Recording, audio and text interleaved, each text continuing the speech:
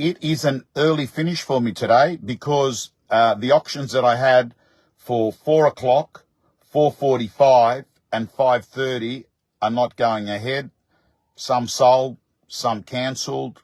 Let me give you the numbers for today. 7 out of 9. 7 out of 9. But the majority of the properties that sold actually sold prior to the auction, not at the auction. So I actually didn't conduct 9 auctions.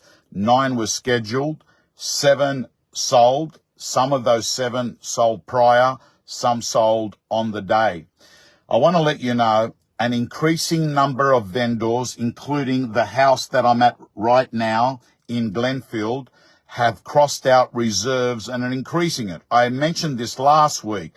A number of vendors are beginning to think the market's going to take off, and what they do is they increase their reserves. So this one had a reserve of 1.4 crossed out to 1.5. The house has sold after a 45-minute auction, which I am going to put up for $1,421,000. $1,421,000 was the price it sold for. So, team, that's what's going on in this market. And I have to say to you right here, right now, there is a bunch of vendors who are hoping, some are actually believing, some with even great certainty, that rates are going to come down. Thanks, Maddie. I've got to say to you, I hope they do come down. But if you think you're going to have rate drop 13 times over 14 months, it ain't happening.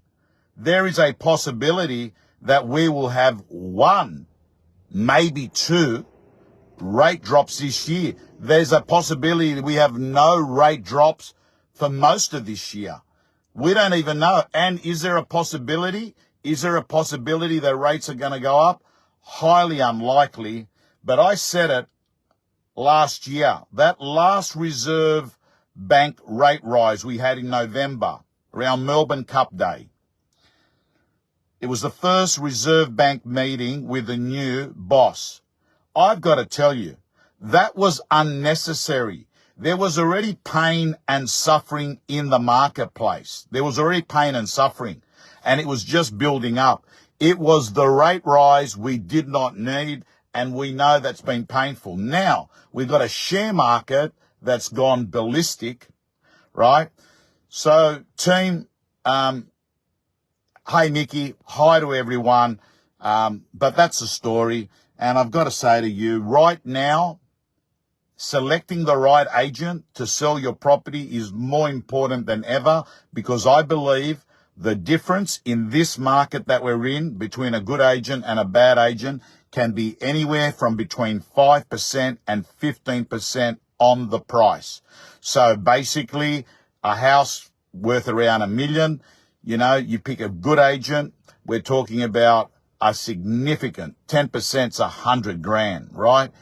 Pick the best agent. What's a good agent in this marketplace?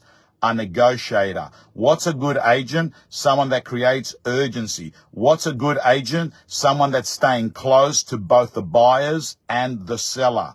What is a good agent in this marketplace? Someone that realigns the price as soon as they see that there's resistance from the buyers, they realign the price. Team, I'm telling you straight, right now, if you get stuck with an agent that doesn't understand the auction process, doesn't understand simple negotiation, I mean, I've got to tell you, my experience is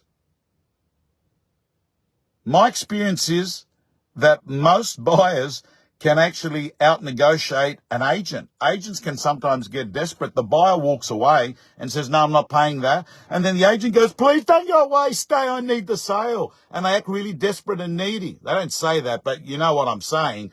They smell like commission breath coming out of their mouth, right? What do? See you later. Go. Man, I've got to tell you, negotiation, the person who cares least about the negotiation is the one that masters the negotiation. They're the ones with the power. And what does that mean? BATNA, best alternative to a negotiated agreement. It is the absolute blueprint to negotiation. Have a plan B, because it means that you don't become vulnerable